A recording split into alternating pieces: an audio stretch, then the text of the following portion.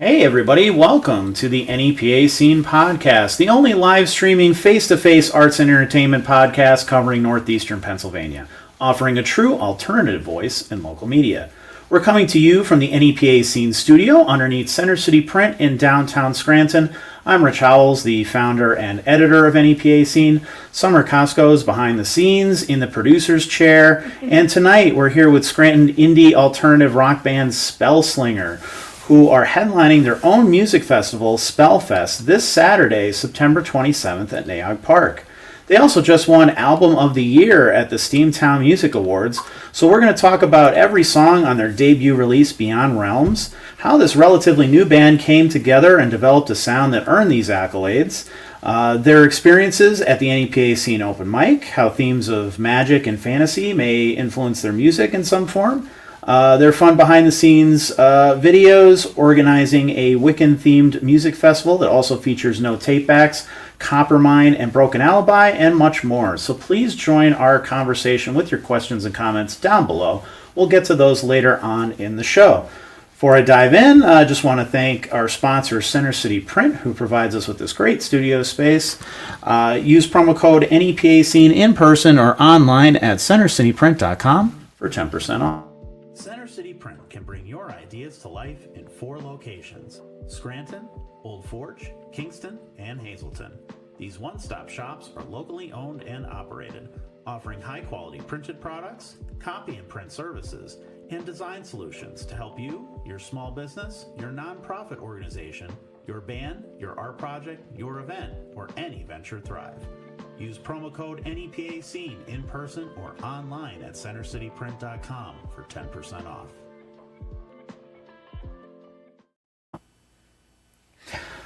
All right, so let's maybe start by introducing yourselves and your position in the band.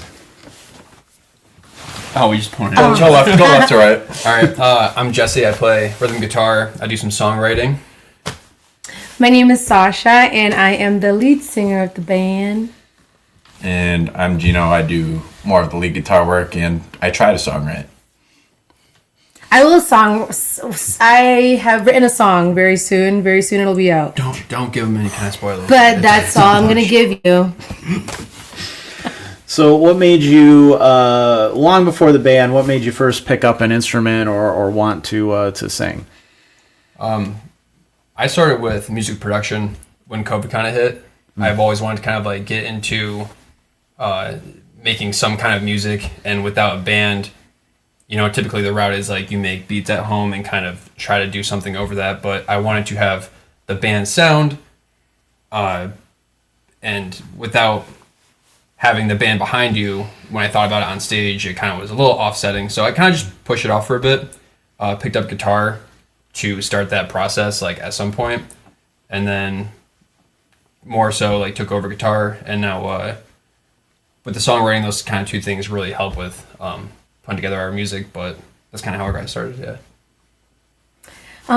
I've sang for a while. Actually, the earliest I can remember is probably when I was around like 13, 14, and I first started out singing for my church and stuff, and later on it progressed to me singing through like high school, and I was singing for I'm from New Hampshire, so in Somerset they would have like different festivals going on, so I would just sing like solo by myself, or I would I played the guitar a little bit. I still needed the chords in front of me, but I would do things like that. So I have been singing for a while, but this is my first time ever in a band. Yeah. But so that's it's been a while. I've sang a lot of the different styles I sang was in, typically it was more like soul and R&B. But this was my guilt, what do you call it? Like secret guilty pleasure is like singing like rock. So I'm very happy to be in this band and being able to sing a lot more at this time. Yeah. Yeah, when I was younger, I was like a drummer for a decade. I started in like 5th grade. Then like my social life and just different interests in my life took over. It's kind of hard to bring the drum kit around as I moved around for college and my early professional life.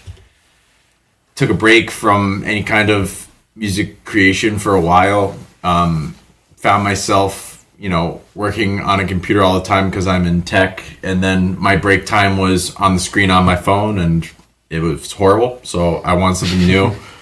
I always wanted to play guitar, but it was one of those things where I was like, oh, you don't have the coordination to do it. And I finally told myself to shut up around 27 and started playing. So I haven't looked back since. It's phenomenal. So how did you guys end up meeting each other and forming this band? I met Gino in the sauna at the YMCA in Dunmore. And Places. It's a love and story. I was like, God, look at this guy. I'm like, this guy looks like he would want to start a band. I met him. I recently moved to Dunmore, like at the time things started opening up again. And I went to the YMCA, local gym. I live very close by it. Ran into him. We just like talked about some similar interests in music. And then over the course of a few days, my side group of friends, we were planning to do this Dungeons and Dragons one shot or something, which I've always also wanted to do. And they're like, well, we kind of need some more people. Like, we could run it with like 2 or 3, but like usually 4 or 5 is a little bit more engaging. So, I went to the gym. I'm like, time to hit chest. Saw him. I was just like, yo, like, I know we've only ever talked like twice, but you want to come to my house and like play D&D with me and my buddies? Immediately, yes, I do. Immediately. And he's like, yeah. And then he was like, can I bring my girlfriend? And I've never even met Sasha And he's before. like, oh, I'm like, fine. no, I was like, fuck it. Like, yeah, sure. Like, why not? We just bought a house and, I'm like, wow, like, we can like host, like, this could be so cool and, meet new people in this area that we just moved to. Like, I feel like nowadays it's so hard to like connect with people because everything's online or everything is so fast and like, I was just like, let's go, let's do it. And then since then, we've also played D&D since then almost every weekend for the last, 3 years? D&D. Yeah. Yeah, it's a common thread for sure. Summers get hard. People have activities in the summer, but we play pretty consistently. But how that led to the band is that we became friends through that. And then with my guitar and Gino, we started just jamming. And then Sasha would come out and she'd like sing a little bit and just almost like freestyle jam. Yeah. And I was just like, why don't we just be One a day we band? got on text and we just started gassing each other up. We were like, we gotta send it. Like time is of the essence here. Let's try to do something. We're having fun with this like fun creative thing. We have a desire to create and make something, and it just started gaining momentum, and then everybody started joining. Well, when they would jam out, I wouldn't really be singing that much. I would just jam too with my guitar. But the moment that I do remember was the New Year's Eve of, was it 2 years ago? And Gino and I decided to bring Jesse and Sam over. Shouts out Sam. And basically, we had a karaoke night. And then we were singing, and I ended up singing the song, what is it called? I think it was like from Paramore. I'm pretty sure it was Decode too. And long story short, Jesse, when I was like, why aren't we in a band? And then from there, that's when everything had fell through. So we're a band. So this is what year? 2023, 24? We started The band About a itself, year its now. formation, is Yeah. like a little over a year old. Yeah, it started But, like in March-ish last year. what we That's just crazy. described, those events, probably like the year 2 before. to 2.5 years ago. Yeah. Okay. Yeah. So is this a first band for most of you, or is it something where you're taking experience from other bands and kind of bringing it into this? Or? I've been into like one small like one session band that kind of got together, and I'm big. I've been writing music again. Like I've been wanting to do music and be in a band for a long time, but didn't really know how to do things. But I would write music a lot on the side, or just lyrics or whatever. So I was very original music focused, and that was my goal. I joined like this group for like a day, and it was our first time all joining, and it was like, yeah, original music, whatever. And I was writing some stuff, and I was like trying to get like things rolling, and I feel like writing music is hard, and I feel like some people like kind of go towards just doing covers because it's easier because it's all right in front of your face basically. And I was just like, nah, like I'm good. And that was it. Like then I kind of just like backed away from that, and then formed this and just like hit the ground running and doing original music. And then we do covers as well, which is fun. But my focus is always wanting to put out our own creativity. How did your sound develop to where it is now? Like, how did you decide on, it's kind of a indie alternative type mix, but definitely, obviously, your own spin on that? I think everyone's interests like play a part in that. I think that's like one of the most interesting. Like right now, for our next project coming up, we're starting to like form it now. We have ideas. Like we're really trying to hone in on something. I feel like our first project, and everybody would agree on this, we kind of go a little bit in different spaces for almost every song, and wanting a cohesiveness for the next project and more of a Spellslinger sound is definitely a goal of ours in mind. But I feel like the first project, we all were going to be rock no matter what. It was never not going to be rock. Jazz. And then it's how... Jazz fusion. Exactly. Come on. It's how Where's those the things fell into place during the song creation process and like things we gravitated to. And that's literally how the whole first EP went. It was like, I have an idea. Here's the idea. Here's like how I want it generally to go. And then people were just adding in, and then sometimes it would take on its own thing, or sometimes it would be really close to what somebody originally proposed.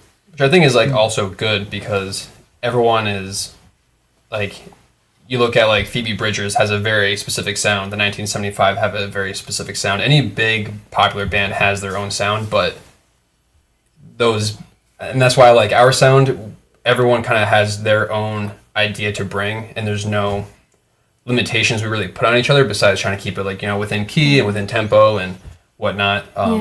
But I think that's what makes an original sound is like everyone has a different inspiration. If we were to come out here and be like, we want to sound like Paramore, people would be like, I've heard this before, Right. Which I feel like kind of like cuts you short a little bit. You want to kind of pull in some of everything. Like our cover for like what is it called, Arctic Monkeys. I think that really kind of showcased a bit of like our own original spin to it.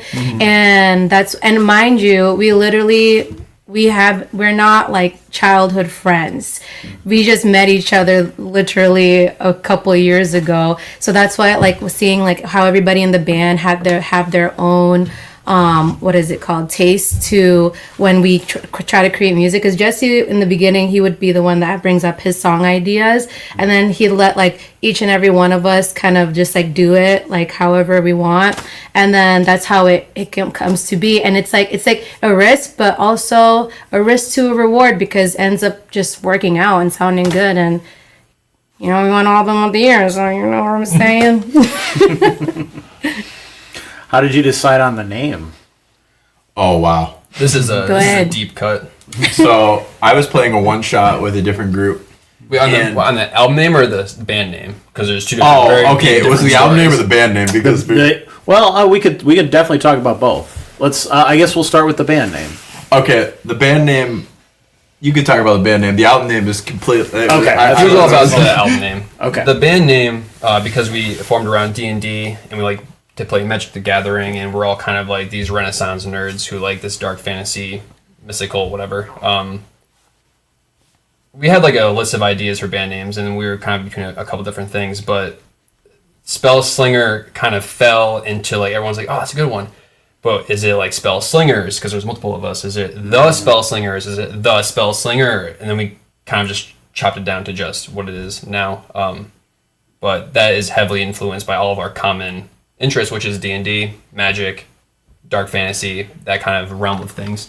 I generally like the idea of the name just because, like, the idea of, like, a Spellslinger for me is, like, sometimes when you're into a song or you're, like, listening to a song, it kind of, like, send you somewhere. And it's almost like somebody casting a spell on you. So, like, I thought Spellslinger, like, really worked. It's like, yeah, like, we're going to, like, take 30 minutes of your time, 45 minutes of your time and put you somewhere else. Yeah, Spellslinger, like, someone has a lot of, like their wizard books full of spells. It's kind of like our full of songs. These are our spells in a way, So was that the Dungeons and Dragons, the magic, that sort of stuff? Was that an influence on the actual songs themselves as well, like lyrically or compositionally, or was that just kind of in the name and the other stuff doesn't really come into There's play? Charm Person. Some of our, I don't know, besides Charm Person, we tried to, it first started out, okay, let's, like, for instance, for the song Charm Person, he just laid out the lyrics and all that stuff, but then later on, all right, let's see what kind of a spell or mechanism from D&D can fit that. And we're like, okay, Charm Person, because it Which fits. also kind of, does Yeah. fit, yeah. I don't think it's like a constraint. It could inspire sometimes. Yeah. I think it's just not necessarily forced. It's like sometimes we could relate to, there's so many things that go on in a D&D campaign. You could relate certain emotions to like things you've experienced in a campaign. So you could kind of relate Charm Person, like kind of love ballad sort of song, something like that. So like it just felt natural. But I think the commonality between all of us is the love for fantasy and D&D and things like that. So, you know, it comes into frame when it needs to be. Yeah. Well, you know, it's when I talk to a lot of songwriters, it's usually kind of one or two things. It's their, you know, a deeply personal thing that they're writing about, or they're writing from the perspective of a character. So it really kind of makes sense in that sense because you're creating characters for that. So are you really, is that kind of, is it a mix of those, or, you know, is a little bit of column A, column B sort of thing? Yeah, the songs that we had done, I wrote from my experience, but, you know, I think some people put like all their stuff out there, and that's great. Some things, like in the moment, I kept secluded, but tried to highlight it in a way that was almost recognizable by people, to more so highlight the like the association, you know what I mean? So I wanted there to be more of like a connection than it was someone just listening to what like I had to say. So everything that isn't like, all those songs are kind of things I've had experiences with and that influenced my writing of those songs. But I wanted to spin it in a way that was almost more of like a story, and there's a common theme throughout each song. And if you listen to it in order, it does kind of have a like start and finish, you know. Now, is that typical for, now did each song kind of come together the same way, or is it a little different each time? What is your songwriting process? I guess I should clarify. Everyone in the band, I think, has a different songwriting process. Like our bassist, James, he likes to just jam and see kind of like what comes up in the moment and then kind of like revisit those things. For me, I'm like, kind of just my acoustic and a melody, or I will like write lyrics and then kind of build out from there. My songwriting is mainly just tied to emotions that I have. I think I have certain, like, Just So You Know was something that I was mostly responsible for, and like bringing it to the band and then letting everybody add to it, and that was like highlighting a deterioration of a personal relationship I had. And really all that I came with when I went to the studio and started recording was the chorus lyrics, the melody of how I wanted the chorus sang, and some of the guitar instrumentation. And then I tried to give everybody else sort of the freedom to add to that based off of, you know, what I was trying to convey. Yeah, the songs that's been made, the songwriting has been from Jesse and also Gino. What the stuff that how I write my own songs, which will be in the future, is I really like mythology, and I like just different what is it called, like stories, and I try to from my own personal experience, kind of like see, what's the reflection of that certain mythology with it. So that's just a little of sneak peek. But that's how I like to write songs. I like visuals and art a lot. I really like. I have a huge thing for art. So that's why I try to gravitate towards that. So then at the same time, people are able to feel and relate to, or they can make their own, story of those like lyrics. So I really like when I hear other lyrics when they have such a good melody, but also there's a really beautiful story that you could like curate into it. And I think that's why with our songs now, it's amazing because you could literally like with D&D, just so you know, it could be anybody. Either you're going through a heartbreak or you lost someone, you're grieving. That's how I like music to be like. So you could have your own interpretation of those songs. Yeah. So let's dive into the album itself and all of that. So we'll start, since you're very eager to tell the story about the album title. Yeah. Beyond Realms. So we do a little segment called The Breakdown, which is we go track by track on an artist's latest release to hear the inspiration and stories behind each song. So this can be about the lyrics, the composition, the recording, all of it, whatever you personally think is the most interesting part of it. So this is, for everybody to dive in and talk about. So your debut EP, Beyond Realms, was released on May 30th on all major streaming platforms. Let's talk about the title, and then we'll get into the tracks. Right. So the title of the EP, Beyond Realms, it was originally, with my first pitch, going to be a much longer name, which I kind of like sometimes when songs like have like a ridiculously long like a Coheed and Cambria sort of thing. Yeah, exactly. So I was in a one shot in D&D with a different group, and there was this mechanic in the fight where you had to hit this plant, and this plant would make your character fall asleep. It would send you into a different realm, and you would fight it. And these things you were fighting were able to shift between realms. So it was really like trying to go between one and the other. And basically, there's this one scenario during a boss fight where, because of the mix of enemies in, realm A or realm B, I was trying to make it towards somebody in the realm that I existed in, but I was taking opportunities of attack on people I couldn't even see because these monsters are crazy. So I wanted to call the EP like Dodging Opportunities of Attacks Beyond Realms or something like that. and like, we had, people were like kind of feeling it for a second. Then it eventually condensed to Beyond Realms, which I thought might be easier to say. Yeah, it's definitely a little bit shorter. There was a local band that I used to follow. It's actually kind of what got me into the local music scene. That was Felix Sarko's Polar Power Manifesto Magnet Supernova. Whoa. Nice. And so it still sticks in here to this day. So they did something right with that title, but they usually just went by Felix Sarko. It was a lot easier to remember that, right? And fit that on a poster and all that sort of thing.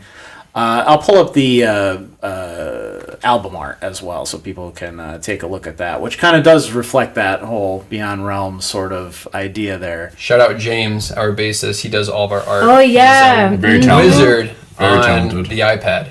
Yeah, just art, any kind of art in general is fantastic. Yeah. He does. He designed our merch. He Our designs our posters. He posters. designs. Makes clay figures. He's making a giant sword replica thing right now. Yeah, of, like, he's really- yeah, he's just, He helped with he our digs it. Renaissance outfits. He is a crafty guy. If you need some stuff done for your band or whatever you need, like, hit us up and we'll let him know because he loves that it, stuff. Yeah. Very, very talented guy. All right, so let's get into the first track is Charm Person, which we did touch on a little bit, but anything else you might want to say about it? No, Yeah. That was kind of like a basement like freestyle session. It was. Started in my basement, and our first release was The Chase, which was our first single, and then Charm Person was the next song. And it was originally longer. We have like the original version on Spotify, but we condensed it to be more of a intro song. Okay. But again, I had the idea of making a cohesive album thematically and story based. So you, I think, like freestyled the Oh yeah, I just heard the piano, chorus, right? And I'm not gonna burden people with singing, but the chorus, like "Miss You, Want You Bad," like I was just hearing the music, and I was next to the person on keyboard doing that, and that's what came out. And he's like, "We should just record that," and that's how Charm Person came up. But thematically in the album, it's like that intoxication feeling you have of like meeting somebody you're really into, like, and you're like, wow, I like really into this person right now. It's that like love drug sort of feeling. Which in D&D, charm person is basically that. It is just like a spell you put on someone to have them become very familiar with you and comfortable with you. Do whatever you say. As long as you pass the DC. Yeah, true. Yeah. So that was a good opener. We kept that at the front. It's a little bit more slow and a little bit more synth heavy, which I think also is a good reflection of like that idea like of a love spell. A little more aired out. I think thematically that was a really good track, even though we don't really play it live. It's a rare find, you know? No, it is a real live play for sure. And up next we have The Chase. Yeah, that's like my baby. I love that song. That was my first song that was our first release as a single. That was my first song that I had done completely before the band even came together. I worked on that song for a few years, and I don't know, just something like the chorus I think is very recognizable to anybody. It's a relatable song, and the whole thing again following the chase. So charm person is like you go through like this love drug of a spell, and you get this person, and then it's a chase, and the chase is this doesn't feel right, like something is wrong, but I almost love it. Like I love doing this, and then the like almost pre-chorus, like lost between nothing, motion, and static is, I think, a good representation of the feeling of uncertainty with a visual aspect, you know. And next up we have Sync. Sync after the chase? Is it? Is that? It might be. I don't know. That's our covers. I think I copied it right from Spotify. Yeah, so that's probably that's how it is on Spotify. It is, yeah. Anyway. So after the chase, it's Sync. Sync is the last song that we wrote, and that was a disaster in the basement. We all got we were drunk. Yeah, we were recording beers. Everybody enjoyed beers. It was a good time, but it's a good song. Everyone was there, and we all recorded it on my my laptop. And in the moment, I'm like, oh, this song is awesome. And I listened to it the next day. I'm like, let's see what we cooked up. And I was like, what the fuck is this? And I was like, I don't know, guys. Like, we gotta do something about this. But I love that. That song is also awesome. I think it's our most diverse song. Shouts out Jenks. Yeah, Jenks. Making it. Chef's kiss. Like, Jenks made it live. I love the lead guitar work in that song. I just feel like how I'm sliding around the guitar, like really just like, it feels the most organic maybe. I don't know, something about it just feels like it fits the moments between what's being sang as well as how the crowd reacts when they're getting into it. Like it just feel like it works really well for me. Yeah, and for the like lyrics aspect too, a lot of the time like I gotta go back to lyrics and like when I perform, but for some reason it just rolls off the tongue when I perform or when we do practices for that song specifically. And I think it's because I could visualize it a lot better, but also it's just like when we were doing our recording sessions with Jenks, every time we did it was like, wow, this actually is like sounding better and better and better. And I love the part towards the end is when the guys actually has a couple parts towards the end where they're also doing what do they call it? Gang vocals. They're gang vocals. Yeah. And gang vocals behind the scene footage will be out. But I felt like I was a queen conducting a war.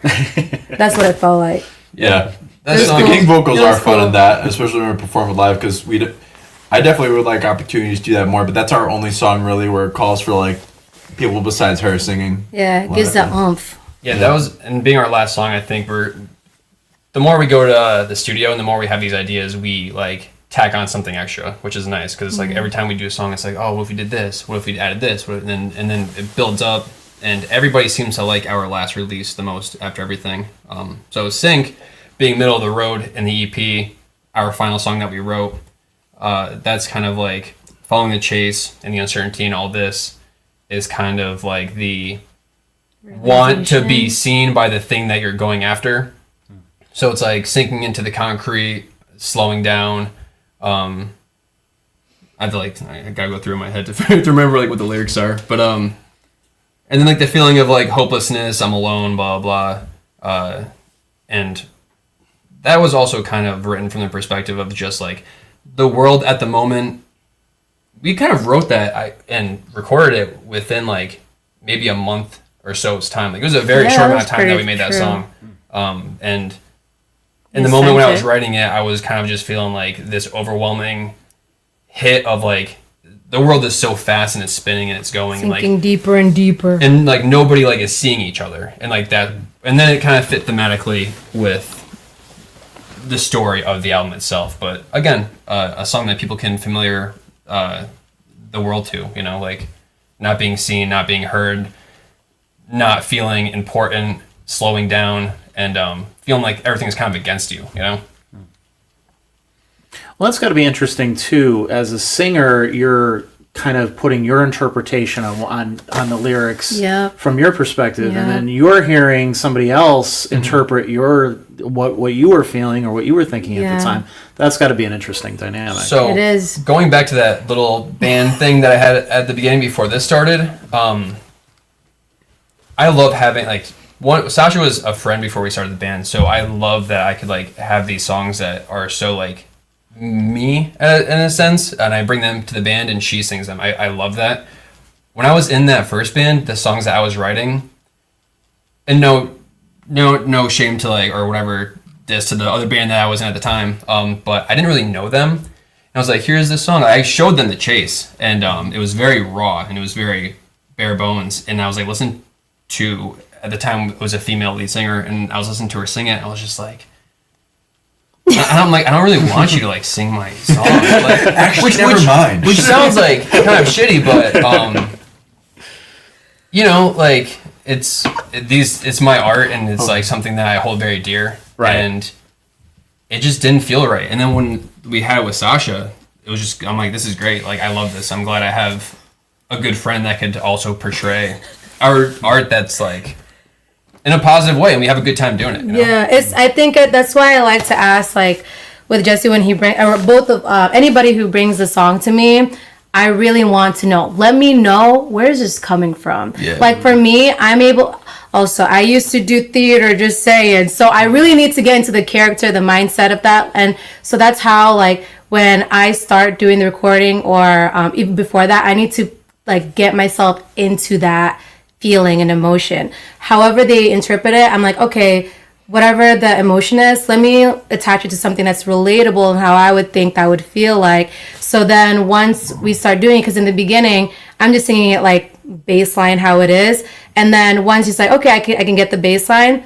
All right, now I can actually understand the lyric. Let me put the emotions into it. So that's how I go about it. But yeah, I'm glad, because it's definitely, it is hard a lot of times when you're trying to, especially when there are emotions that you don't necessarily feel or experience yourself in that story. So that's why I try to take the time and really try to connect and like hone in. I think they like in like actors they do, what is that thing, that method where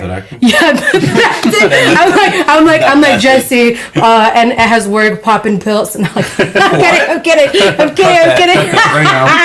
or I'm Gino being a tech what is it for Liberty Mission. But anyway, that's what I'm saying. It's like I really need to get into that. I can't. Oh my god, I'm a nurse, so I do my best. Yeah, Cleared. let's just do that over right now. But yeah, that's my method acting. Yeah. That's sick. Yeah, right. That's what we're talking about. So next up we have Do Not Disturb. Yeah, that was a hard hitting song. I wrote that from like a very emotional experience. That I've only really shared with a few people. And again, kind of just shedding a little bit more of the finer details of that to be a little bit easier to listen to. And again, I think like the association of music is what people enjoy. So I wanted to highlight that more than my personal experience. It is a sadder song, more slow song, but we still wanted to have an element of like rock and intensity to it, which I think came across very well. And the music video is really cool too. There's a music video, yeah, on YouTube. Directed by me. And Filmed by her. me. Yeah. Edited by me. I think without giving details that are more personal, Jesse, I think what it really communicates in the project is like wanting to talk to somebody but not getting reciprocation and longing for a reciprocation that is just kind of hurting you at that point. Like you're like it's a one-sided sort of thing due to one reason or the other, and I think that's what that really conveys at that point in the album. The music video too is very good, by the way. Thank you. Very well made. It reminded me a bit of like an old Title Fight video. Are you familiar at all? Title fight? Yeah. Say less. Hey, Yeah. if you want to join us in the band, Right, guys, get back Get together. back Let's just do a tour. and I can do a music video too. Yes. It was a random. Literally the day that I told I have my ADHD is pretty bad, as you can maybe tell. But when that day that I was like, okay, it was a rainy day, and all of a sudden I had this like gushing idea brainstorm in my head when I was going to the gym playing D&D. I'm like, all right, my energy is now. So I told Jesse, this is what we're gonna do, and I just got it full send. So yeah, we actually filmed it back at behind Marywood, and behind what was it called? The Immaculate. It's behind Marywood. It's a nice garden, and it had the statue of Mary. And I would walk there with this grandma that I take care of. I'm like, this feels like the vibe. But yeah, it was very much like that, and I like that kind of like grainy. What is it called? Lo-fi effects. Mm-hmm. So yeah, that was a lot of my inspiration. Yeah. Nice. Yeah, that's cool. The One Step Closer did some videos recently that in the last like year or two too that have that lo-fi sort of feel to it. So, I think people love lo-fi. It's like kind of nostalgic in a sense. Everything too. is so high fidelity at the highest level that I think people really relate to like something that is good. Like you can't just do whatever you want, but like tells a story or conveys a feeling, and it's not like the most expensive camera with the most expensive boom mic with an actor. Gotta do it with it's more natural. Yeah. Like when you're watching a movie and they're trying to show you somebody's past, so they show you home movies. Yes, I like that a lot. 100% home movies. That's a great, like that sort of feel to it. Yeah. Because I feel like that's almost kind of how memory works too. Like it's kind of fuzzy. Yeah. It's not exactly like crystal clear. You're not seeing it. Like the next that's like a great song idea. Like just when he's talking about how memory works and like how it's like a home movie. That's like a song lyric waiting to happen. We're gonna call it Ritual. There you go. Original right there. I wouldn't know where to start writing a song, so you guys go right ahead. We got you. Take that and run with it. Yeah. All right, so next up we have Wishing Wells. Ooh, our first official banger. Yeah, it's like the first single, right, that you guys put out? I think the Chase was the first single, I think. Wishing Wells was the one that did numbers. Wishing Wells, though, was the first one we were like, we are liking this sound. Yeah, it was more... Like, the other two we liked and we enjoyed, but, like, Wishing Wells, we were like, oh, we're really starting to do something here. This is, like, we were really proud of it. I think a great thing that you see throughout, if you go chronologically from release date, though we didn't release Sync and Just So You Know on their own, how we chronologically made it was The Chase, Charm Person, Wishing Wells, D&D, Just So You Know, and Sync. And I feel like there's such a clear progression in our ability to craft a song and songwrite that I'm really proud of. Like, I feel like my feeling was we just kept getting better. And Wishing Wells was that first one where we were like really digging certain things that happened in that song, and we were like, okay, this is like something to think about. Yeah, that was kind of like our first song with a bridge in it too, and we worked pretty hard to put that bridge together. And I love a nice bridge in a song. I think it makes the song a lot more dynamic, and the almost like poetic writing throughout that bridge was a cool touch in it as well, because it is a heavier song, but it kind of pulls back a little bit and then lets go. And that song is about following the longing for communication and kind of like the heartache of being ghosted and ignored is then the turning point of wishing that you could have went back to the beginning and not have done any of this at all. Also, it's like a regret. Yeah, like a regret, maybe the beginning of anger. Mm-hmm. You know, and 7 stages of grief sort of thing, you know. Wishing Wells was a cool idea. So the inspiration initially came from Stone at the Nail Salon by Lorde, where the opening line is, I have a wishbone drawing on the windowsill in the kitchen, just in case one day I wake up and realize I've chosen wrong. I'm like, oh, that's awesome. I'm like, and that's such like a weird string of like words or even phrase that, you know, like I've never considered the wishbone of like, you know, that you break at Thanksgiving dinner or something to be something that like you hang on to and maybe like snap one day as a last resort, you know? But I was like, can't steal that. She already said that. What can I do instead? I'm like, boom, wishing well. You flick a coin in, you make a wish. What would I wish for? For this to be fucking over, you know what I mean? Right. And I feel like everyone's had that moment as well where it's almost like, you know, at any moment you're just like, oh, this is over. And it's like, boom, wishing wells, boom. So it's kind of like the same theme as that. But that was a very heavy inspiration. Just that one line, like, gave me that entire song because I thought that theme was awesome. Yeah. And we have, to close out, it's Just So You Know. That's your song, his guy. Baby. That was, I was listening to a lot. I'm really blanking on the band name. They're from Australia. They're like a post-hardcore band. And they had a lyric that I really resonated with that basically went along the lines of, I don't blame you, everybody removes a part of me piece by piece until enough of the puzzle is taken out that you don't recognize it. Something like that. I butchered the ending. The start was more on par. But like, I like really messed with that and like the hardcore like sort of vocal where they're singing it, but then sometimes, you know, they get up here and they start screeching a little bit and they're like, you could feel the emotion. So I was experiencing the deterioration of like a personal relationship that I held dear with for like 16 years. And the chorus, just so you know, hey, we become, everything on me feels numb, but I gotta say that we're done, was like an acceptance. I was being raw and just like being like, I hate that we're here, but I know that I have to let go because this is like destroying me at this point. Yeah. Which also fits thematically, unfortunately, to our entire thing. So it is almost the like breaking point, the done. Yeah, and the step of Hey, acceptance. at the end, it said, "We're done." Right? That's how it goes. Yep, you're right. Something like that. I know. That was our heavier song too. Like when I walked into the studio, Gino was there and he was like spending a few hours, and I showed up later in the day. He's like, "Check this out." And I was like, "All right, let's hear it." And I was like, "Oh shit!" I was like, "This is."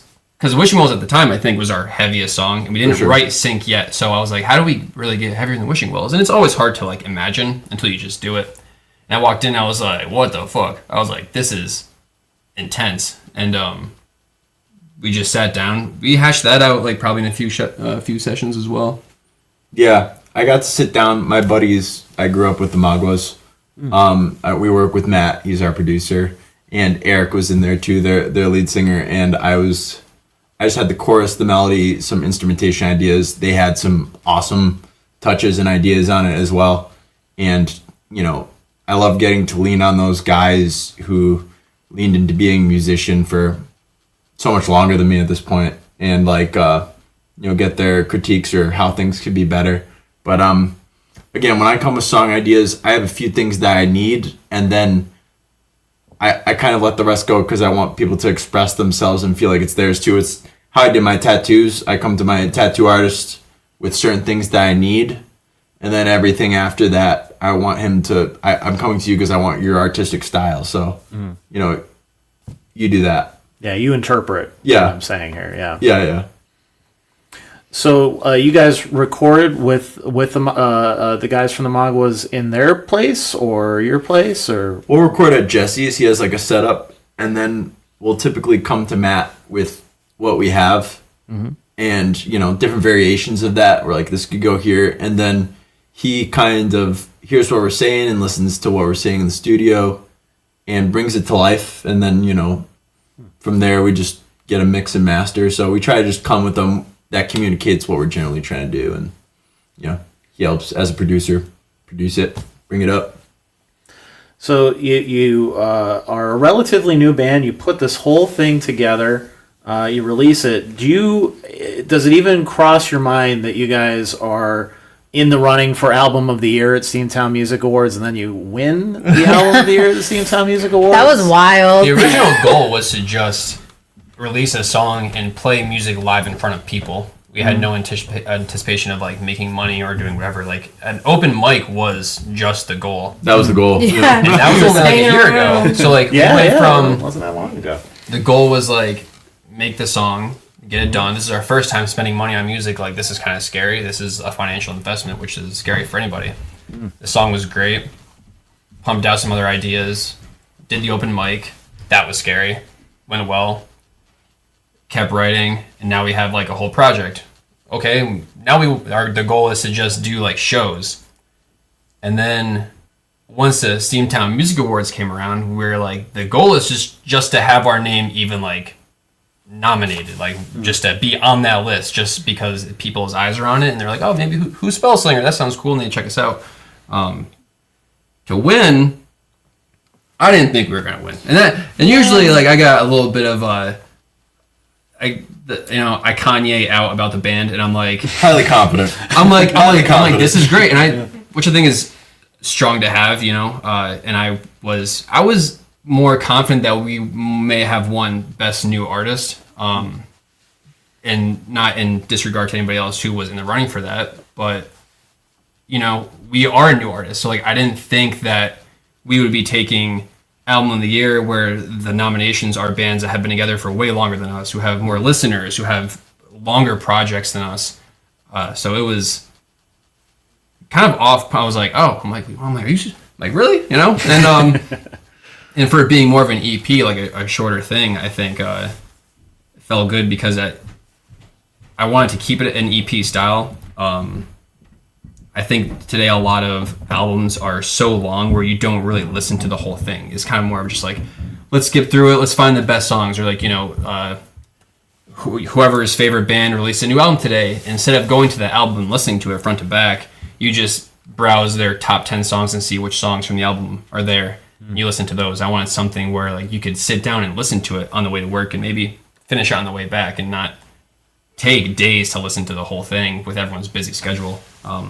And I hope that kind of paid off in that people were able to really take it all in a short amount of time and process it and listen to it as itself, instead of being like, all right, like another song, let's go, That was great, super cool.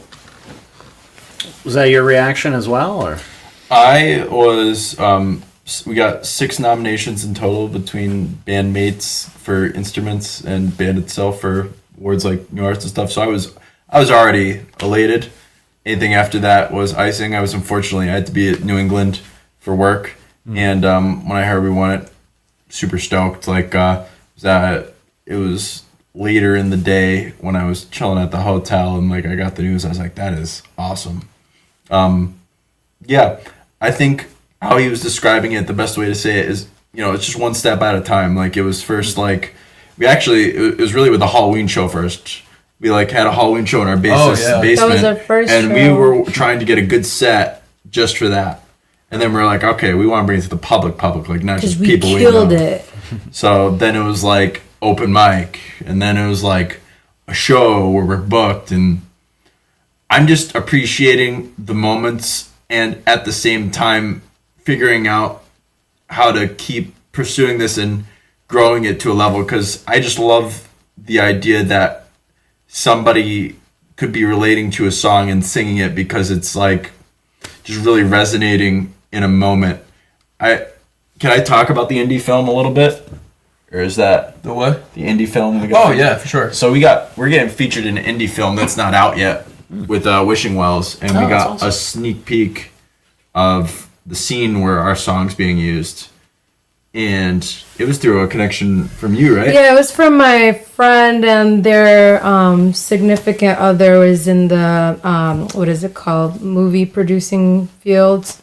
Yeah, that's where it came from. I don't know how much we can talk about it, though. I told them that once they're ready to, like, promote it. Yeah, So I'm not going to say it's what. I'm not gonna say the Yeah. name or anything, but the scene is a character in the movie in their room singing our song, like just jamming out by themselves. And even though it's like, it's a movie, so the scene is planned, it was still crazy to see. And that was like ultra inspiring. Yeah, I was like, that was that's cool. It almost felt like not even real. Like I watched it, I was like, and like I feel like I should be like, oh my god, this is awesome. Like our song is in this, but I was just like, I don't know, like what is this experience right now, kind of thing. You know what I mean? Right. Where I was like, cool, Very like, surreal. yeah, like again, like super happy that it got to that point where someone like wanted our song in their movie and went out of their way to go through the whole process of getting that done. But and again, I was just like, okay, cool, like. But then me, I'm like, what's next? I'm like, cool, awesome in the moment, and then Gino's like, indie film. I'm like, what are you talking? I'm like, what? I'm like, oh yeah. Yeah. Everything's very surreal. Appreciating wins. Yeah. Loving it. But Like- then also keep pushing. Don't rest on that thing. Yeah. Keep pushing. Like for me, when I did hear that, I'm in the middle of school right now. I'm in nursing school, so that week I had my exam. At the same time, I had to go to my friend's wedding in Tennessee. So when I saw that and he had the picture of like the award and stuff, I was like, whoa, life is so fast right now. But at the same time, I'm like, wow, like it made me feel my passion paid off. Our passion paid off. And I think that's a huge kind of life lesson to me, is that sometimes you go into something that what people think that you should do, and you get lost in it. But then when you really contribute your time to the things that you do love, and it just comes off so naturally, and if it works for you, things are going to happen. So it made me really happy, despite like everything that I'm like going through, and just all the chaos. At least this part of my life, I'm like, wow, we're really achieving out here. And so I think I love that. I love how we're able to literally just we're only like over a year old and we're here. But I think it's because we don't put that kind of like pressure on ourselves, like to have this kind of, we do have our expectations, don't get me wrong, we have expectations, but I think maybe the reason why is because we're so free flowing, and it kind of it reflects in our songs and stuff, and it just works out like that. I think when things aren't forced, it's things come into an alignment. So you guys mentioned the open mic. I'm really glad that the open mic was a help to you guys, and it was a stepping stone for you and stuff. And you guys have come back a few times, and it's always good to see you back. How does that experience? And not just the NEPA Scene Open Mic, but I'm sure you guys have done some other open mics. How has that helped you and helped you get maybe some connections, or helped you along the way to get to where you are? Was our first open mic the Sherman Theater one? Yes. First, the Sherman Showcase. yeah. Oh my god, that one was the funny Sherman too. Showcase. We actually popped off on that. We We got a big expect- following from that one. We went to go eat somewhere before nearby, and once we got in there, I was like, "Oh wow, this is actually a lot of people." But when we got onto the stage, it was electrifying. Being on stage performing is such a different kind of euphoria, and basically, if you see the videos in our page, we don't know these people. I promise, we didn't pay for them to do this. But they came out, and like on our original songs and our covers, they were like low-key, like they were mosh pitting a bit. And I was like, wow, we did not even expect for our kind of songs to be like that. But the energy was so high, and it really set the tone for us later on for our open mic show. I don't really even remember that because I didn't look up. I was like, fuck. I was like, just don't fuck up, whatever. And then every time we would do it, even like when we went to the V spot, even the next one, I was like, okay, I'm gonna look up. Like that's what I would tell myself, like, up to it, and then I won't. And then I go home and I'm like, fuck, like I'm not even experiencing like the moment. I'm trying to like focus so much on like not messing up and being good, but I'm not like really being there. But since then, like the multiple open mics we've done, we've more so used those because we practice on Tuesdays. So the open mics are nice on Tuesdays because it's almost like this could be our practice, but on stage. This is our stage practice. And just getting me to look up and like look at people. And now we are doing shows with multiple mics, and I'm talking, and we're doing crowd work and looking at people and engaging. And no, it's funny because they haven't met me for so long, so they don't know how I am performing on stage. So a lot of the times they're like, "Are you sure you're gonna be able to do this? And what is it?" And I'm like, "Yeah, don't worry," because how I am around them and versus me on stage, I have a whole switch. I have like to me, like every time it's been like an alter ego, and I always say it to everyone that I perform with. Pick your alter ego. Once you're there, it's a free for all, like literally, and that's where the confidence is. It's like you're playing dress up, you know, and it's like nobody gotta know what you did yesterday. Like it's you on the stage now. So I love stage performance in that sense, and you can really the vibe from the audience. You are the conductor in a sense, you know, whatever genre it is, you yourself are the conductor of the whole vibe. I guess just a different aspect. I agree with some of what they said. A different aspect for me is like just immersing myself in the local scene more and what's around is really helpful. I've seen a good amount of bands and solo acts and people who maybe aren't even pursuing from the intent of, you know, trying to grow or get a gig or like have a certain amount of lessons, but like there's like, this is what I did this week, here it is. And like stand-up comedy too, I had no idea how big the stand-up comedy scene was. So I think coming from a tech world where everything is ones and zeros and very corporate-y, seeing people seemingly feel more alive is nice. And just I appreciate that a lot.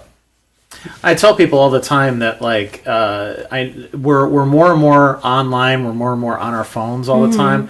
We really need to, when you go out to these things, you realize people are very different in person, and the world is very different in person. You know, the actual real world. You know, I think too many people get focused on like, you know, internet comments and you know, articles and podcasts and whatever that's talking at you 24/7, and they're just so into that they think that's the way the world works. But when you get out into the real world and you realize, wow, so people are really cool and they're really receptive to things, and it's not you know, you put stuff out there on the internet and sometimes you get this like you know, these crazy reactions from people that are one extreme or the other, and you're you know, it's like it's much I think it's so important for artists to get out. I think that's why the open mic is so important in general to the scene, for people to, especially to test out new material and things like that. You get inspiration too. Right. And you know, there's some artists too that like if they've been around long enough, they kind of think, well, the open mic isn't really for me. It's for like people who are just starting out and stuff like that. And I think it's for everybody. You know, like especially if you're starting a new project and you're trying to introduce it to people. I think that's the best way to do it. Even if you've been doing it for 10, 20, 30 years, whatever, you know, you can still come to an open mic and hang out, and you're always going to meet new people and make new connections. The Owen open mic is opportunity. Yes. I definitely see guitarists. That's good marketing right there. I definitely see guitarists there that are make me like be like, oh, how did they do that little part there? And like it's just like, so 100%. I think regardless of how long you've been doing it, you stand a chance to learn something or at least make a friend. You know, so yeah. Well, you guys have done a lot of shows since then, of course. So what are maybe some of the ones that stick out in your mind as like a personal favorite, a highlight for you? Well, while they think of that, I hate to do this, but I just have to use the restroom. Oh, yeah, by all means. Go for it. Some of the shows we've done, you know, the turnout is hard to anticipate, right? Like you get on these shows that are local bands, and of course you want to pack it out. We put together a show with no takebacks into Sunday and Delaware Ave.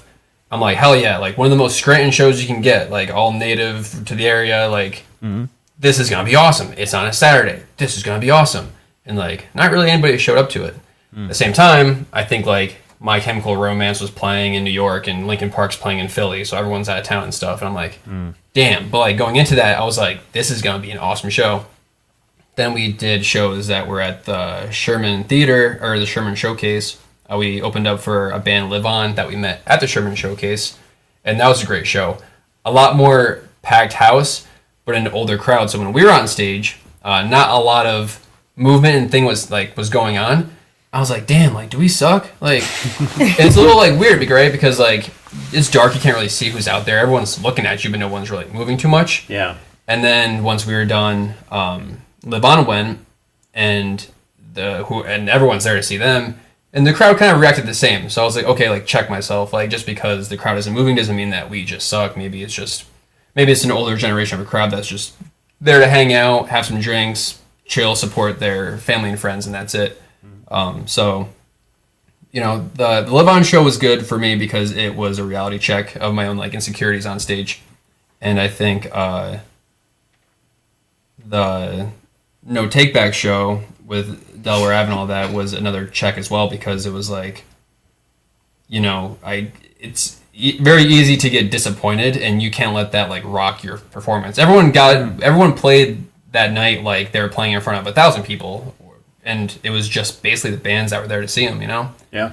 And that was our first time meeting No Take Backs and Into Sunday in person, and very cool guys, and we're like, let's just run it again, you know? Like it doesn't cost us anything to like have these shows, but we enjoy the moment and you meet people. And, that's an important takeaway, you know? That showcase actually, it was crazy because despite that realm of like the, what is it called? The energy of it, and how he said, you know, it wasn't as comparatively to our past shows crowd-wise.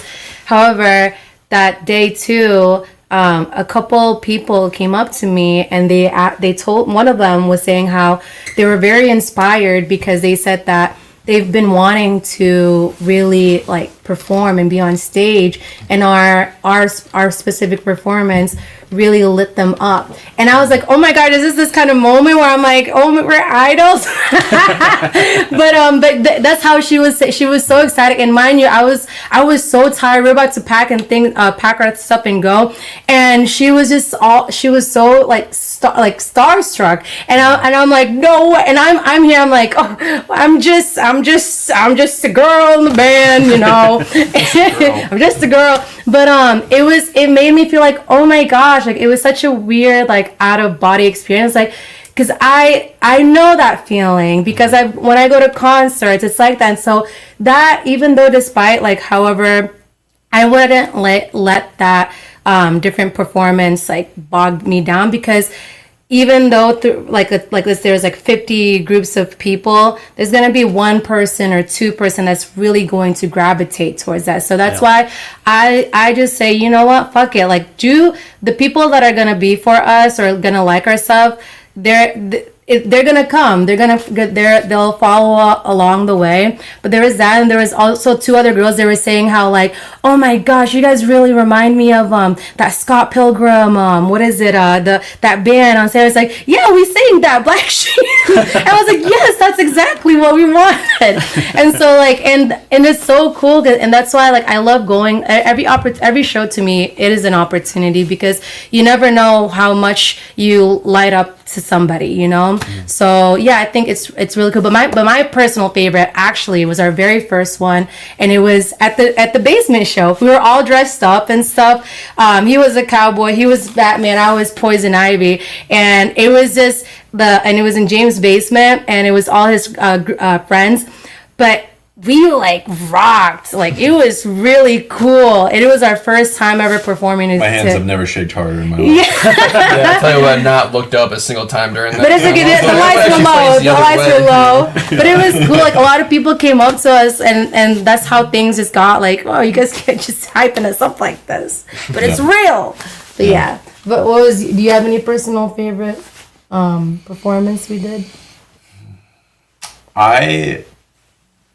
I think I have moments from every show. I like moments where we recover from a situation where maybe we didn't execute on something and we just pick it back up. But if I had like a show, maybe the first open mic at the Sherman Theater, just because I connected with a band from the Lehigh Valley, and the praise they gave us when we were so early on our journey was just like really encouraging. Yeah, and we ended up playing with them later at like a book venue with being their opening gigs. So Yeah, it's all I was talking live about on, that. live Like, it was on. like that was our first time playing in front of like a bigger Yeah, crowd. the networking is cool. yeah. Now, as a newer band and you have original music that you want to promote and get out there, is it harder to book a gig, or does that make it easier to book a gig, like being new into the scene? Like harder. I mean, compared to a cover band, like I feel like cover bands are more marketable. Like most places want, a band to do a 3-4 hour set of, songs people know, so that when they're having a couple of these, Right. they can belt out Mr. Brightside, and I get it because I like that too. Sure. It's definitely harder to book original gigs than cover gigs, but I think it's definitely possible, especially when you start networking at open mics and developing groups that want to play together and stuff like that. I think it is possible for sure. Some of the shows we didn't get selected for that kind of had this open thing or something you apply to be a band for the show or whatever. There's some shows in the area that, again, not that we deserve anything than anybody else, but I was just like, damn, like we would have been good on that, And like, I wish someone just like asked, because we would have totally done that. Yeah. And that would have been awesome. Everyone deserves their shot, and everyone's like in it for the same reason. But the no takebacks and that show that nobody really showed up to, I reached out to those bands and I hit Union Vapors and I put that together myself. Looking back on it, there's obviously a way to promote a show, and those are learning things that you learn after you see things fail, which unfortunately sucks. But like the next time around we do that show, the anticipation is that it's going to be done in a better way to have a better turnout. But I went out, I was just like, these are the bands that I want to play with, so let's make that happen, Yeah. And I did. It wasn't great, but I did it, Well, you guys are planning a big show that we should definitely get into, SpellFest. So, I saw it's a Wiccan-themed music festival. What is anybody in the band practice Wicca, or is into kind of anything pagan, or is that just kind of more of the just- aesthetic sort of aspect to it? Yeah. Jesse plays with bones. I do, yeah. Tell him Yeah. to stop. During band practice. He's just Yeah. like, please. This is the song. Look what I did. No, Spellfest is thematic to us, and we are hosting it, so I want it to be kind of something that we would all like to enjoy. And that's kind of like my saying, like when I talk to people about our shows, I'm like, I want our band to be... My goal is to make shows for us, or like for our band to be a part of events that we want to be a part of, and we have to make those events, because if they don't exist, then what, Sure. And it's a job, and it's hard, and it's extremely rewarding. Spellfest is a witchcraft, sounds a little bit better, maybe witchy, fall inspired, whatever you want to call it, festival. It's nearing fall season, so we're moving into Halloween, we're moving into like that theme. I think there is a large community of like people with that kind of interest, whether it's the vendors we have like crystal shops. Yeah, very I don't- whimsical, Yeah. mystical.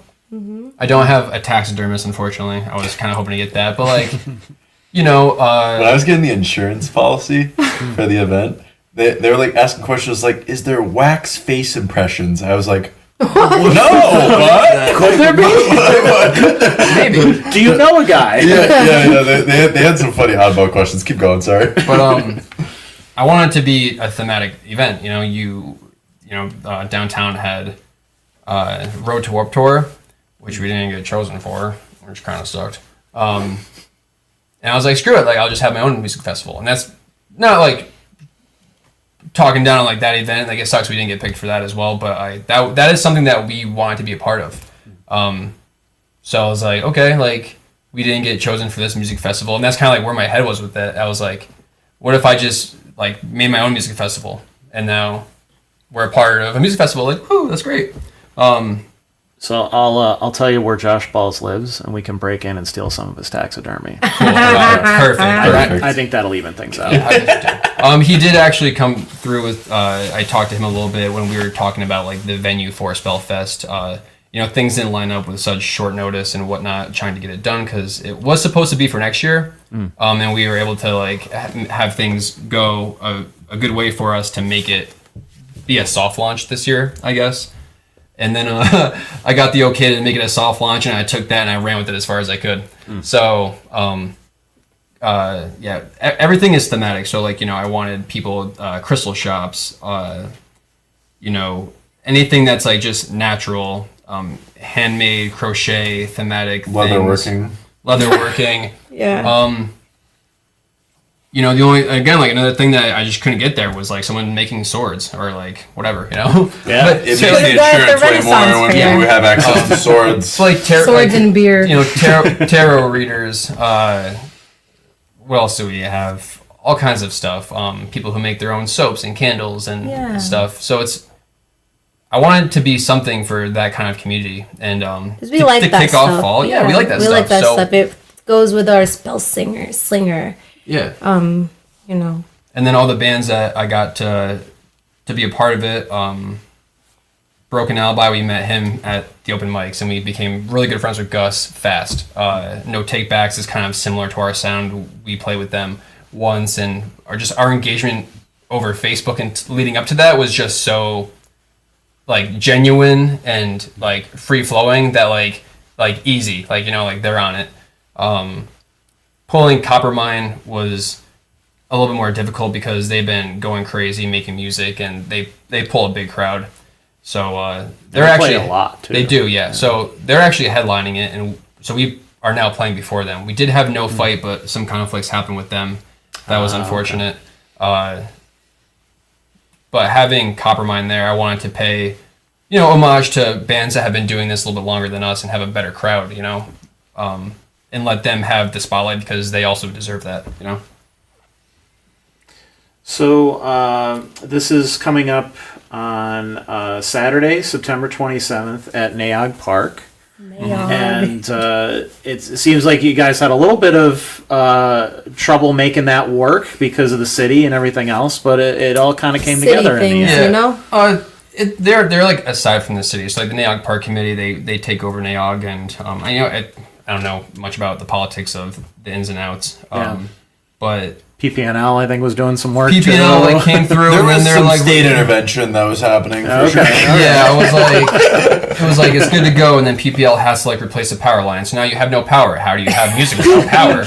And then that got pushed off, and then there was a conflict of like events scheduled because unless you are engaged in organizing an event at a local park, you don't realize how much goes on there until like you're in like the corn maze of like trying to get your thing to the finish line and like That's dodge a good all song these idea. corn maze. Corn maze. It's a good song name too, yeah. Write that down. Write that down. But yeah, I don't know. Like it's been hectic, but it's been fun, and it's all for St. Joe's, so it's free admission. We're gonna have basket raffles. Our vendors have been hand making and personalizing these baskets to raffle off for St. Joe's. Yeah, The proceeds all benefit so come. them. We have Groove Brewing, selling beer. We have some food trucks. Food trucks, And tarot readers. it is across. It's now across from CMC at the park where I think most people think of when they think of Nay Aug Park. And Black Watch Cafe is right there for coffee or non-alcoholic Good beverage. coffee. So it's going. It's been a ride. We're almost there. I'm hoping that just like everything just goes and we can get there and we can have it. And people are very excited for it. I mean, we posted that and I was like, soft launch, whatever. Maybe we can get like 40, 50 people there. And like almost 300 people are interested in going. Wow. Yeah, and the event on Facebook, it's been cool. And there's definitely a group of people out there, and you know who you are on our Facebook page or you're commenting about our page. Thank you for developing interest around it and helping us out. You're a great component. We of had that. a It's lot a of good people help us. community building. Like you said, we're going back to what you said, like we are always online, and when we're able to just have such a community outlet. It's just, I think it's a lot of stress. It's a lot of I can't say it's a lot of stress. I'm not doing anything. I'm just showing up. Well, it has to work for everyone. You know what I mean? And everyone has a partner. Like Sasha helps me a lot with the social media. Gino helps me a lot with admin. James does a lot of the art. Matt, our pianist, he's a woodworker, so he's helping make signs and all this stuff. And it sucks when like everyone has a job and everyone's doing these parts of things, and then there's a setback, and it's like, oh, well, now what do we do? Now we're like stonewalled, and it's like we just want to get this done. And nothing good is ever comes easy, but always put in mindset. No matter how it ends up, everything will work. Everything works out one way or the other. And I think it's just good to have the goal. Like, so everything's a learning experience, how I just take it. But at the end, I think this is going to be amazing. I'm really excited about all the vendors I get to see too. And everyone gets to see. But I'm more ecstatic about just the community aspect of it, of having everybody together and networking with one another. I think it's just something that is much needed, even especially after the pandemic. I think we've lost that kind of community space. So and it's amazing because we we're just started like a year or so, and now we're having a festival. And like a lot of people will be like, well, they don't even do that much. Why are they doing a festival? You know what? It's free will, baby. It is a lot of just like, and why not? Why not make the festival? And like, we'll see. It'll come to fruition. Saturday, come, Nay Aug. Yeah, we'll be there. Even if it gets canceled again, we're going to be there. Yeah, you can come hang with us. Maybe we can walk around to the park. We're doing everything in our power to make sure the event goes well, and our idea is to have a great soft launch and have an even better next year and the year after that. So yeah. Any support is appreciated. It's all going to a good cause, and we just hope to improve on it. So tell us what you like, what you don't like, what kind of songs to make next time. Kindly. Whatever. Yeah, no, I appreciate it too as a DIY guy myself. If I didn't see the kind of media that I wanted to see in the area, so I started this. Yes, exactly. I feel that I've always felt that kinship with local artists in that sense, because I see them all the time just manifesting things and making it happen. Like if the festival's not here, make a festival. That's so cool.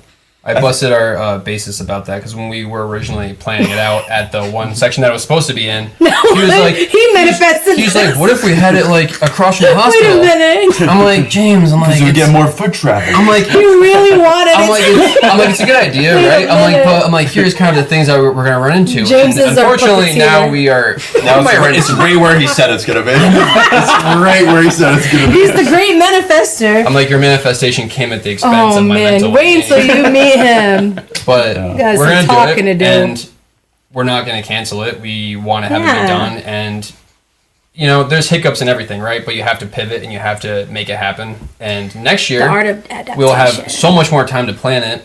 So hopefully things like shouldn't be, an issue. I think that how close. I mean, I think we started planning it around like May or something. Yeah.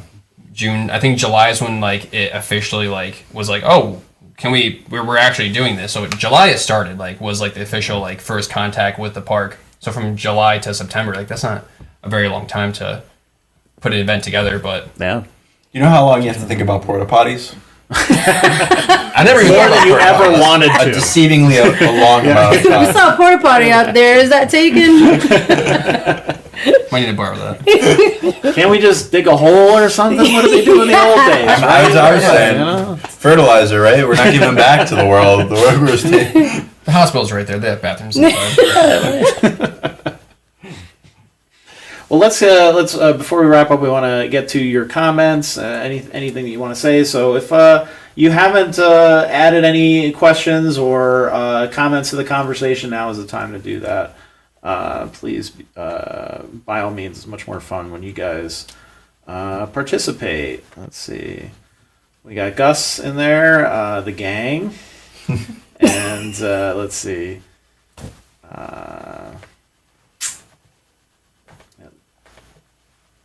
Let's see.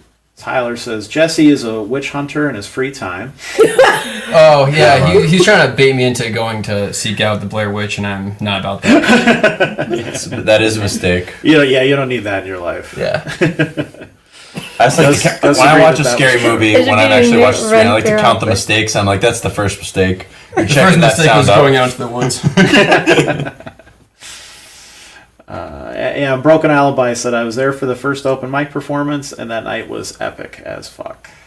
Gus is awesome. We love Gus. Oh, yeah. We went to his open mic that he hosted at Union Craft House. I think it's the first Thursday of every month. Yeah. And we played there, and I'm excited to do more shows with that guy, or like just see where that takes him, because he's got a good he's very supportive. He's an awesome guy, and we Good just energy. met him. And again, like, you see these people on stage when you're just like at the bar having drinks, and you don't really talk to people as just like a passive viewer, but when you're up there and you're engaging and you're on stage and people come up to you and you have like just a little bit of like back and forth, like you really make good like meaningful connections with people. So shout out Gus.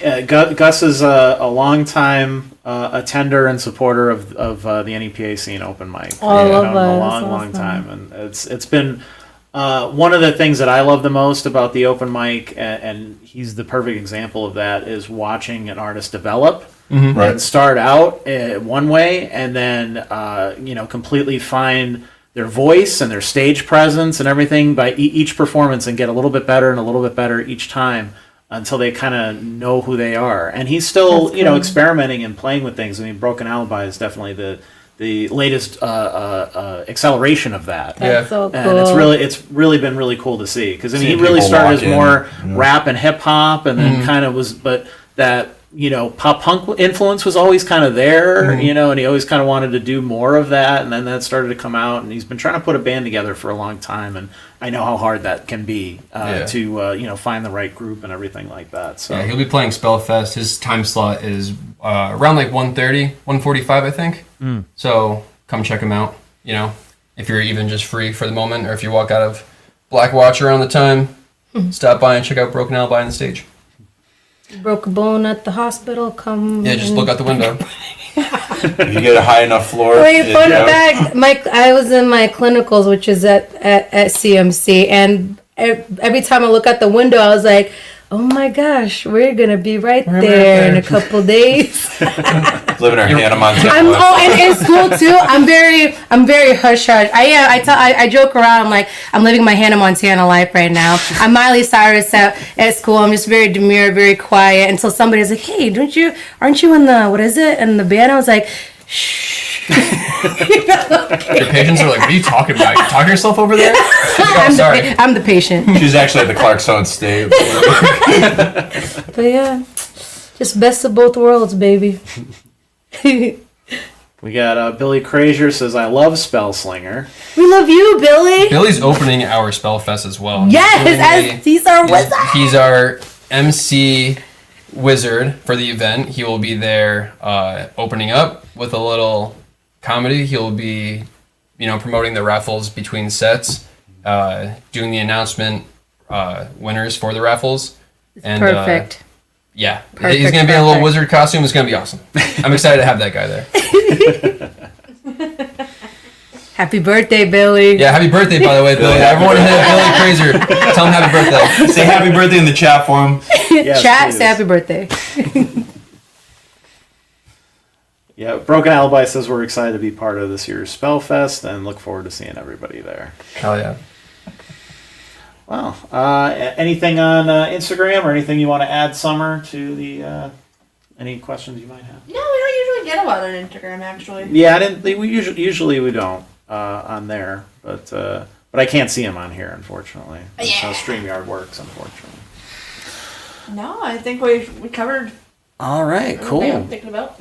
Okay, so and we also have a show coming up. I want to mention at the V Spot as well. Because I had just talked to Alexander Bateman about that, about Mosh Pit Mayhem. We've had them on the show before. They, in addition to Smashmaster Wrestling, they've been organizing music shows, sometimes tied in with the wrestling, sometimes just music on their own and that sort of thing. So I know he was part of putting together that lineup that's coming up at the V Spot. So that's Elephants Dancing, the What Nows, and Look Back Luna at the V Spot in Scranton on Saturday, October 4th at 8 p.m. Cover charge is $10. Anything you guys have planned for that one in particular? Not really. That's going to be a little bit more of like a mix of like different genres is what he was telling me, which is cool. Like we have a lot of different influences, so like we mesh with like all kinds of bands. Isn't the Elephants band the ska, reggae? Yeah, like sort reggae, of? ska. Oh, that's cool. I can't wait for that. And we I like- like I'm that pretty stuff. excited to watch them. I I, like love that. reggae. Some of my music influences take from reggae a bit, so Oh, you'll love those guys. They're great. Cool. They just put out a new album too. So. sweet.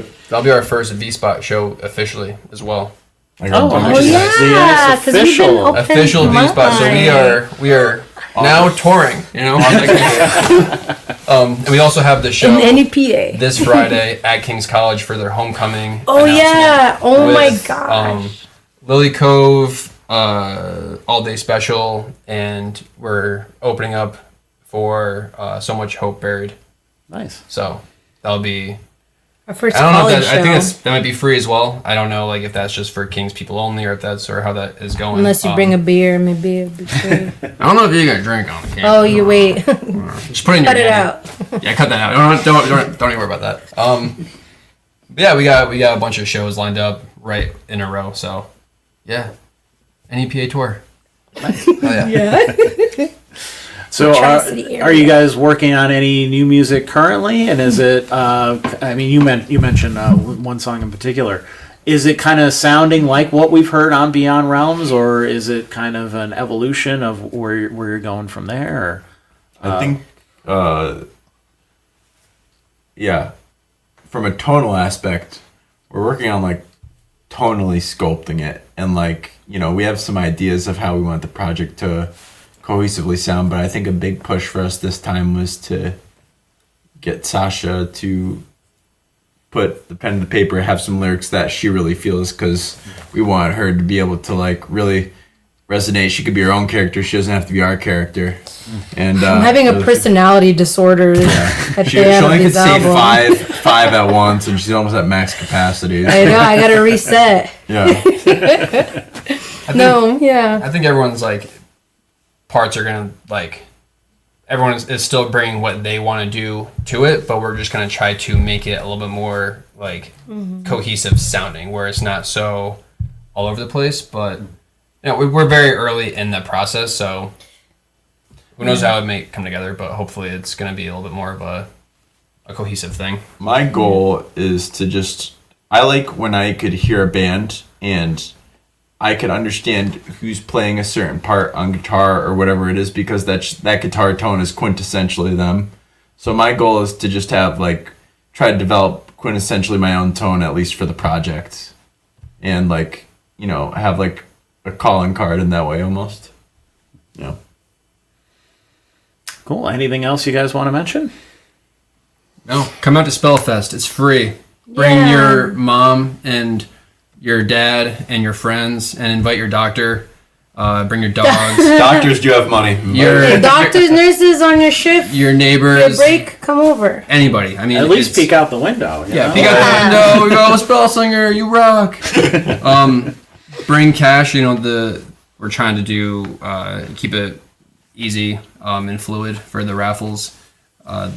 And again, it's free. Don't feel obligated to come for the raffles, but it's all local music. It's all local charities. It's all local vendors, and hopefully, be there for the first one, because we're gonna try to do it year after year. And everyone wants to be like, oh, I remembered that. I was there for that. I was at the first one. Yeah, don't be the person who's like, damn, I should have went to that. Just show up. It's 12 to 6. You're gonna be Anytime. like, You're not oh, doing anything from 12 yeah. to 6 inside. Maybe you're recovering from your hangover until 1, but you could definitely make everything afterwards. you want to be that guy who's like, oh, hey, you going to Warped Tour? No, I'm gonna be at SpellFest. I'm gonna be like, yeah, I want to be at SpellFest too. So that's the vibe. Oh, the one thing I should mention that I didn't get to before is you guys do some great kind of behind the scenes videos on social media. So definitely follow these guys on social media.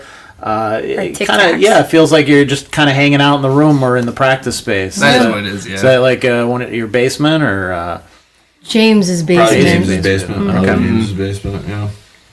James's basement is where the magic happens. We try to do a lot of content. There's a big aspect of that to Yeah. being in a band, and it sucks because it kind of feels Like a job. like a job Right, and tedious, yeah. you know? It Yeah. sucks. Like, it sucks that we have to The flood algorithms. social media What the to heck get in is front of that? people, but if that's the name of the game, then, like, you know, we'll play it. But Yeah. we try to keep it also genuine, and Mm-hmm. that's hard. Like, I think we all have a hard time, like, trying to be like, all right, action, you know? It's weird and it's unnatural, so... Yeah. And I keep laughing once the camera's like when we're recording. I'm like, oh my gosh, I need another shot. But those are fun. Like, it's fun to almost like we get the video Yeah. out there eventually, and then we go back through almost like the bloopers, and then we Yeah. post those, and like those are Yeah. For some more reason, fun. when it's more one-on-one or like not a lot of people, I get so pressured. But when I'm on stage and there's like so many people, I'm fine. I don't know why. Like once the video starts rolling, it's just in my face. I'm like, oh god. And then when Where am and then I? when she's at Subway getting a sandwich, she's like, "Oh, do you have drinks?" But then if someone is like, oh man, I forgot my chicken nugget, I'm like, say less. He forgot his chicken nuggets. Yeah, multiple personalities. I want to do like an office themed content thing where like we have situations and then like we have personalities that we adopt that break the fourth wall. So like somebody's like kind of like a Creed personality or somebody's kind of like a Jim or Creed. something like that. Where it's like a situation happens and it's like that was absolutely hilarious. Or just like something like that. I think would be interesting. All right, well, let's get through all of the things we're promoting here. Spellslinger is organizing the inaugural SpellFest on Saturday, September 27th at Nay Aug Park in Scranton with no takebacks, Coppermine, and Broken Alibi. Admission is free. I'm going to put the other flyer up here. Spellslinger is performing with Elephants Dancing, The What Nows, and Look Back Luna at the V Spot in Scranton on Saturday, October 4th at 8 p.m. The cover is $10 at the door. And Beyond Realms, the 6-song debut EP from Spellslinger is available now on all major streaming platforms. And you've heard all about that. So if you guys enjoyed the conversation and you want to help those algorithms, those dreaded algorithms we were just talking about earlier, please like, comment, share, all that good stuff so that this reaches more and more people. It doesn't matter really how many followers you have these days, unfortunately. It really just depends on if you're pleasing the algorithm gods or not. So Yep, them gods. Yeah, I know, right? It's I've been it's praying frustrating. every day. And sometimes I look at some of the stuff that we post. I'm like, why did this get so much more engagement than this one? Right. There's like, they're so similar, or why? How about this podcast versus this podcast? Whatever. Sometimes it's just the timing and how many people tune into it, and that's part of why we live stream, to really try to catch people's attention Just in keep the putting algorithm and all that. So again, that's that, and every bit of your engagement helps. I definitely run into people who are like, I saw the latest show, or I saw the latest open mic on stream or whatever. I'm like, that's great. Did you like it though? Did you react to it? Did you comment to it? Because you can tell it to me, and that's great, but that doesn't really help us reach more people online, unless I guess you're going around physically and just walking up to people Hey, randomly. look. And Hey, check it out. have you seen this? Yeah. It feels so bad asking for the like too, or asking for like when Like, comment, share, I streamed, I was just trying to like, hey, put me in a tab and then walk away. Maybe like it every now and then. Something, Yeah. Yeah. But yeah, appreciate you guys tuning in. Thank you guys for coming on the show. Thank you. Thank you. Thank you. you're This very is welcome. awesome. Thank you. Good. I'm glad you guys had fun. We'll see you next Wednesday for another NEPA Scene Podcast. Have a good night, everybody. Good night. Sweet.